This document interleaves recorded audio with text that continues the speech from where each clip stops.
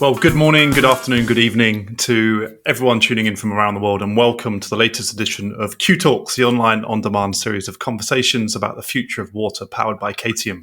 My name is Tom Freyberg. I'm an environmental journalist and content creator specializing in water, and I'll be your host for the next special edition episode. So we've got three rockstar thought leaders, you could say, from the KTM Advisory Board to join us today. We've got Will Sarni, who's the founder and CEO of Water Foundry. Will, welcome. We've got Professor Dragan Savic, the CEO of KWR Water Research Institute. Dragan, good to see you again. Hello. And last but not least, we've got Professor Newsha Ajami, the Chief Development Officer at Earth and Environmental Sciences at Berkeley Lab. Newsha, great to see you.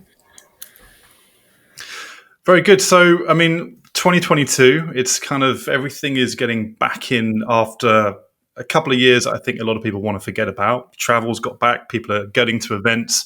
So maybe we could kind of just kickstart there and sort of start on the digital topic. Will, you had the chance to fly out to Bilbao, Spain for a sort of a digital summit to sort of hear about some of the trends. What were your sort of any particular takeaways from that gathering? First, it was great to be there. I thought IWA did a terrific job in terms of obviously venue, but curating the event, speakers, structure, and so on. And one of my takeaways from 22 as we look back is that, pretty clearly digital is here to stay. Analog is really not viable in a world that's feeling the impacts of climate change and other things that are broken in the water sector. But it really struck me that in some ways, I think we're too focused on technology, and we're really not focused on transformation in a, pure business transformation framework. And that gets to things like strategy. It gets to leadership. It gets to culture, the ability to fail and to learn and so on. So while it was a very positive event, it really just was another data point, and this is not a reflection on the people that spoke, that an investment in transformation from a business perspective needs more thought and investment to go forward. So, as we look back, that's my take on 22 with respect to digital. And then I've got some other observations. And I know we're going to talk about COP, which I can't wait to do. So that's my 2 cents on digital. Yeah, we'll certainly come to COP shortly, Will. So thanks for preempting that one. But I think you're absolutely right. It's not just about the technology, right? I think we know now there's an increase of data and a kind of increase of sensors on the network to generate that data. But actually the digital transformation, unless there's the kind of the team and the cultural transformation, it's really not going to reach its potential. And is that something that you can kind of reflect on, Dragan, from your side? You're heavily involved on the digital side as well. Yes, I fully agree with Will about this lack of strategy and leadership. And everybody is doing their own thing with the digital water transformation. That's my personal feeling. There is no blueprint how to actually achieve that transformation. And transformation is not just technological, it includes people, which is even more difficult, I would say. So from my perspective, again, we need to forget about the silver bullet and buy it off the shelf. We need to have a real strategy, leadership, so from the top down to accept what they need to do and then to implement it. And I can say that I've seen some really good examples of doing it well, but there is quite a lot of this haphazard approach to digital transformation in the water sector. But I guess it's not just the water sector. It must be in other sectors as well. In terms of success, it's pretty fragmented when it comes to sort of water's digital transformation. But I'm very cautious with the 22 and looking at 23 that we do maybe dwell on those items those examples where you said that are successful, right? To keep things optimistic. So who particularly stood out for you this year when you talk about those digital successes? Anyone, conversations or examples you've seen that might be new to you this year?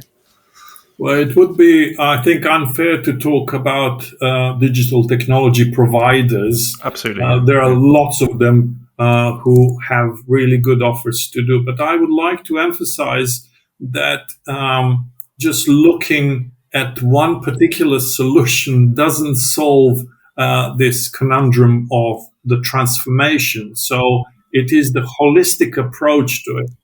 And I think few of the companies or utilities, are obviously Valencia. In the Netherlands, there are several of those. And I think the UK is leading on it because they have to deal with aging networks, particularly bad situation with that. But I would like to say also that is mostly on the drinking water networks, whereas we have seen the outcome of the public outcry of the CSO spills into the environment. And that is a part of the water cycle, urban water cycle in particular, that is not that well covered by digital transformation. You could say that 2022, and I absolutely agree, could be the year that kind of untreated sewage discharge into the environment, into the seas, has really kind of made the press. The public have got behind it. There's been campaign groups like Surfers Against Sewage, and almost it's become the number one talking point when it comes to kind of utilities and their perception of the utilities as well. So I think that's going to continue into next year. But Newsha, whilst we're still talking on the kind of the digital and data side, was there anything that kind of stuck out to you this year? Any conversations or highlights, things that you saw that particularly stuck with you? Look, following up on the same sort of trend, we do definitely are suffering from lack of sort of innovative policies and laws and institutions that can enable this kind of transition. And that's why a lot of this is done very haphazardly, because somebody's interested, they'll take on a transformational technology, try to improve their system, but people are not incentivized. Utilities are not necessarily very much incentivized to invest sometimes in this kind of technologies. And that's partly because we don't have the right policies, or we don't incentivize a lot of sort of this kind of technologies as a solution to our problems. So what you see is a lot of the utilities, or actually the financial models that are coming down, for re-emphasizing our antiquated model that we have, build more pipes, build more old infrastructure. And I think one quick thing on the CSOs and broader water issues is that what we saw in 2022 was, a lot of unprecedented events, not just from spills to floods in Pakistan, to Rhine River going dry, to California and Colorado River drying up.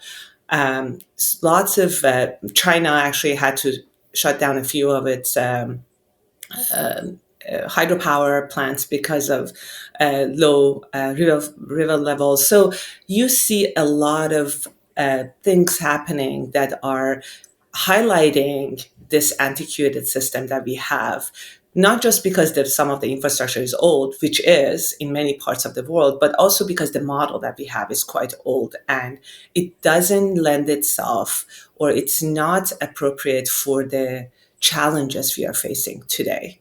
And therefore, it is sort of, we have to kind of look at this from the foundational part and see what does need to change in order for us to be able to transition to a new model, new system that can handle the challenges we are facing in this century.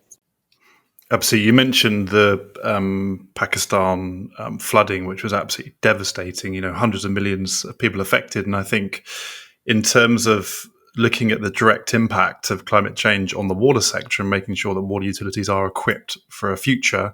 A word that we often hear that comes up, and I think it's gone past the stage of being a buzzword, is resilience. Right? And actually, resilience, Absolutely. and you can't kind of look at historic ways of doing things in the future. And you mentioned there about policies perhaps driving the adoption there. Will? All of this applies to the private sector also in terms of digital transformation and engaging in public policy innovation to drive conservation and water reuse and so on. So while we tend to focus on the utility sector, I really do believe, based on what I've seen this past year, that the industrial sector faces some similar challenges in terms of transformation and trying to be actively engaged in the public policy issues that Newsha brought up. So it's a bigger problem and a bigger opportunity right now. Absolutely, yeah. And obviously the private sector, as you mentioned, has perhaps the scale to help deliver change, but obviously in tandem with the public, the utility sector as well. So lots more we want to talk about, but COP27, we've already highlighted that as, when we look back at 2022 as a sort of flagship event, a gathering of the world's leaders, excluding our king, unfortunately, because a previous unsuccessful prime minister would not allow him to go, which we won't spend too long commenting on the QTalks. But I know Will and Newsha, you guys want to talk about in terms of how water is positioned on the global climate change stage. It'd be good to get your feedback on viewing on, and then also Dragan in terms of water from a competition point of view. So maybe Newsha, you could comment on your thoughts reflecting on sort of Sharm el Sheikh and water under climate change there. Sure. It was definitely a welcome news to have water in the agenda, even though it wasn't necessarily central to the discussion. And I'm hoping this continues. But you can definitely see water is still not a priority when it comes to our climate change policy. A lot of the focus is on mitigation, and which is an important part of addressing climate change. But we are right now experiencing across the world various impacts of climate change, and we need to focus on adaptation faster. We need to invest on adaptation faster, and a lot of that means to invest in water and deal with the antiquated systems that we have. However, I don't think there is enough focus is being given to water. So I'm hoping maybe next year water would be more central to COP events and not end up being just final days of COP events, sort of a few days of people talking about water among themselves. Will, what are your sort of thoughts looking on the COP27 in Sharm el Sheikh and water's place in that? So I echo Newsha's perspective. And what I would add is that, I think where we started, water professionals were, grateful, thankful, appreciative that we were part of COP26 and 27. In view of how COP has failed, quite candidly, to deliver solutions at scale, and I think 27's unfortunately a good example, I think we need to take a different tack. I just really think that if we hitch our wagon, so to speak, to COP in the hope that we'll solve water that way, I think we're going to get dragged into a process that is just not getting it done. And I'm not a fan of siloed approaches, but I think it's time to say, hey, you know what? This is a water issue. Water's broken, and we just need to elevate the conversation and talk about the value of water and what's happening, and to all the points that Newsha, and Dragan brought up. I think it's time to say, yeah, you know what? We're not going to hitch our wagon and hope for the best because it hasn't worked. Thanks. Good to hear, Will. I think often water is looked at in these big discussions as kind of the consequence of climate change. So, either like too little water or too much water in terms of flooding, but actually the water sector's contribution to climate change through the emissions of greenhouse gas emissions, process emissions, and actually their role to decarbonize and become more energy efficient. There's so much more discussion to be had there that perhaps is not the right place at COP. And I've certainly seen more coverage, more events on that. But Dragan, you sort of look towards COP in terms of water placement, in terms of the availability of water and increased competition for water as we get into a sort of a world impacted by climate change. Yes, absolutely. I think with lowering of groundwater levels, over exploitation, pollution of surface water, we are getting into a situation where there is more competition from different uses of water, and that's the basic kind of climate change impact, and everything is related. Who's going to have the priority of using the water? We will have to manage the demand on all the areas where the water is used, from domestic to agricultural to commercial and industrial.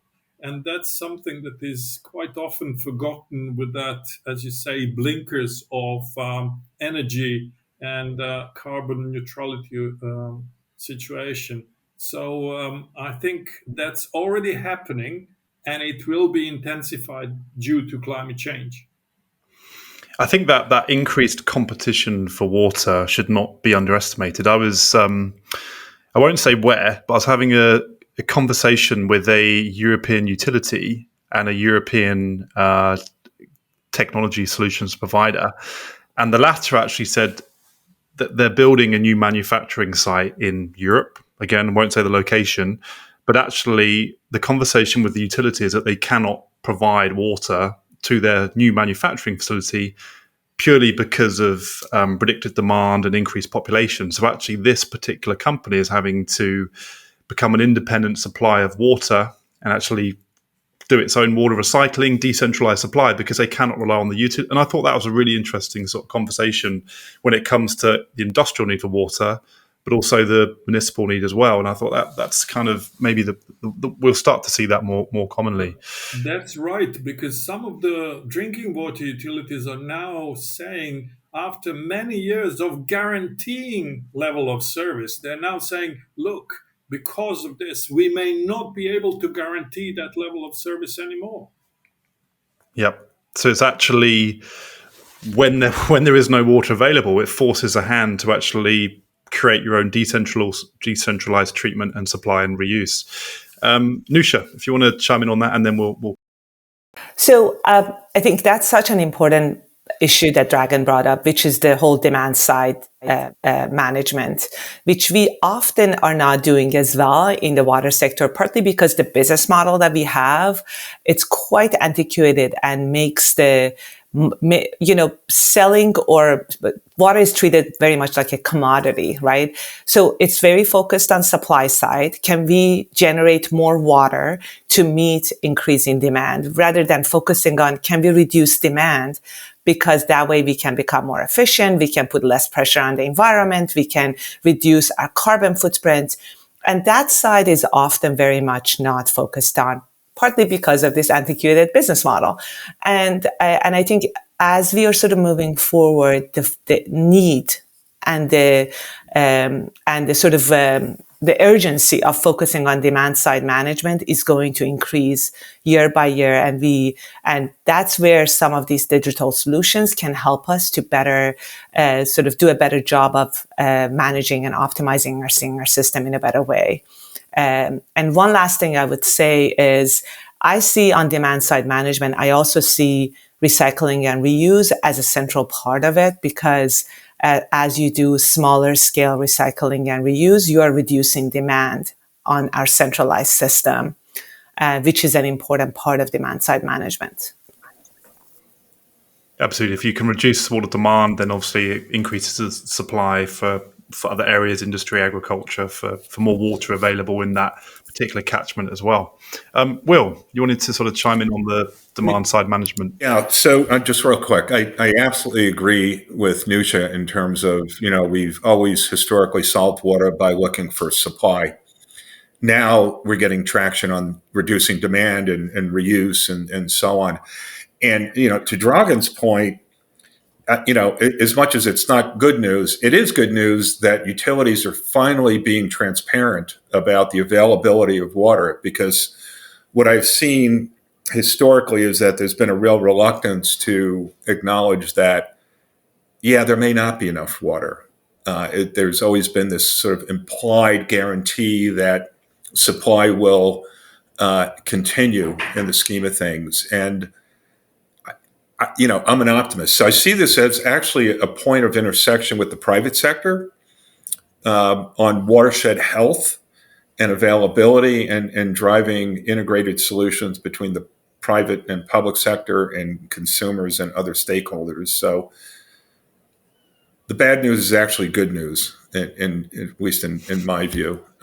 So it sounds bizarre, but I get it. We like to win the year on good news, Will. So I think kind of using that demand size management to help bust some much needed silos, right? So the question of sort of policy making, as well as sort of we previously mentioned groundwater contamination and quality. Let's just get a few thoughts from you, Dragan, because you've looked at the issue of kind of PFAS. It's getting a lot of traction now in terms of forever chemical substances impacting on water quality, and also sort of regulation having no choice but to very quickly be implemented and changed. Has 2022 sort of been a significant year, you think, in terms of the impact of PFAS and how that's driving regulations and solutions?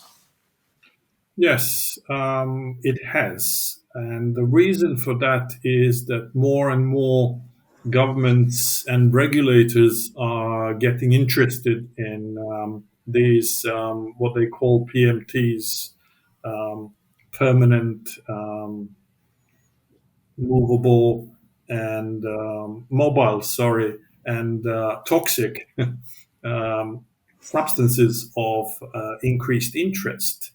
And because they have significant impact on human health and the environment. And I think the regulators are still kind of struggling with what the science can do about it, because various levels, threshold levels, has been suggested how to deal with those. Some governments have stepped in and then pushed very hard to the levels that are well below the detection level. So you regulate something and cannot detect at that certain level. So I think there will be obviously lots of interested parties in working with that, because those toxic substances do not come from the water sector. They normally come from the industry. That gets into our food, in our water, and then at the end comes to the drinking water, and sometimes they're clobbered with having to remove them before the usage. So, arriving at that balance between what the society can do with its industry and with the utilities that have to deal at the end of the pipe kind of solutions is going to be an interesting one for the future as well. Absolutely, you're absolutely right. I mean, I've seen various studies and reports looking at kind of the efficiency of existing treatment plants to remove PFAS, but that's kind of the end of the stage where they've already got into the environment, already into the water systems, right? And actually, the water sector has a role and a duty and the right to remove it. But obviously, you've got how is it getting into the environment in the first place, and the industry as well. So, in fact, we've got a dedicated QTalks on PFAS where we've brought in researchers, KWR on latest investigations, as well as the EPA on their roadmap. So that's one to look out for in the first part of next year. But to kind of bring everything to a close, I want to just ask each of you a kind of question, and that's around optimism. Looking back on 2022, in light of we're now at the kind of there's light on the end of the horizon, as I mentioned, throughout the pandemic, and things have changed. Some things for the better, some things not so much. But do you, based on your view of 2022, do you feel optimistic moving ahead to the next year, Will, when it comes to water? I am a self-proclaimed optimist because the alternative is just not acceptable for me. So I tend to look at, well, what are the good things, but also point out what, personally I think is broken so we can go fix it. But I would say I'm not a Pollyanna in terms of just believing that everything's going to be good. It's going to take hard work by all of us to solve water, and we all contribute how we can. So that was a non-answer. That was a consulting answer, Tom. Newsha, from yourself, optimistic kind of recap from 2022? Yeah, I'm very optimistic. I think, look, one of the problems we have in the water sector is lack of people's understanding about water in general, where it comes from, where it goes, how it's managed. And I think some of these disasters we are experiencing, while they're devastating and impacting a lot of people, it is helping the community and people in our cities and urban areas to better understand what it takes for the water to come to their tap. How does it work? And I think that is valuable because it helps us to better connect with our customers at any level and with any sector, and in a way help us to better manage and regulate our water supplies, which sort of transitioning from this unknown, it's working, yes, to there is a problem. Water is an essential good that we need to survive, essential resource, and we need to manage it more diligently and be more thoughtful. So I think that's for me. It's a positive note that sort of help us to transition to another year, and we hope that awareness continues. Very good. So optimism when it comes to the understanding and maybe appreciation of water itself. Dragan, final words from you on looking back, and does it give you optimism for the year ahead?